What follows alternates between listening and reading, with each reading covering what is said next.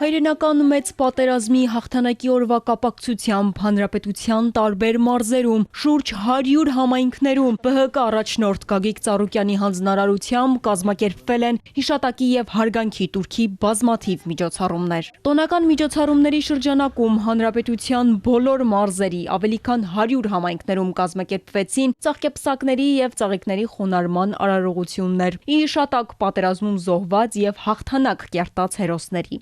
Միջոցառումները կայացան տարբեր հուշահամալիրներում, անմար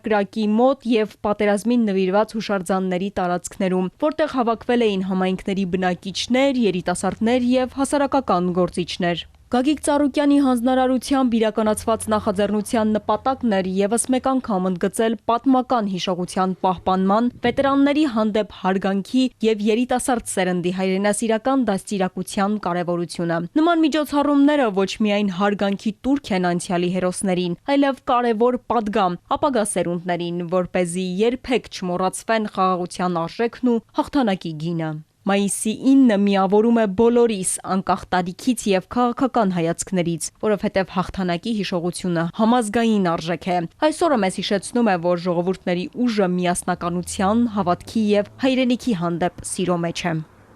Հայաստանի հյուսիսից հարավ, արևելքից արևմուտք ԲՀԿ տարածքային կառույցների ներկայացուցիչների ու քաղաքացիների հարգանքի ու փառաբանության միջոցառումները ոչ միայն անցյալի հանդեպ հարգանքի դրսևորում են, այլև ազգային ինքնության, միասնականության եւ պատմական հիշողության պահպանման կարևոր ուղերձ։ Մեր ժողովրդի հաղթանակների պատմությունը շարունակում է ապրել յուրաքանչյուր սերնդի սրտում, որպես ուժի, տոկունության եւ հայրենիքի հանդեպ անսահման սիրո խորհրդանիշ։ Միջոցառումների մասնակիցները նշել են, որ քանի դեռ հիշում ու փոխանցում են այդ արժեքները երիտասարդներին, հերոսների հիշատակը հավերժ կմնա կենդանի, իսկ նրանց նվիրումը օրինակ ապագա սերունդների համար։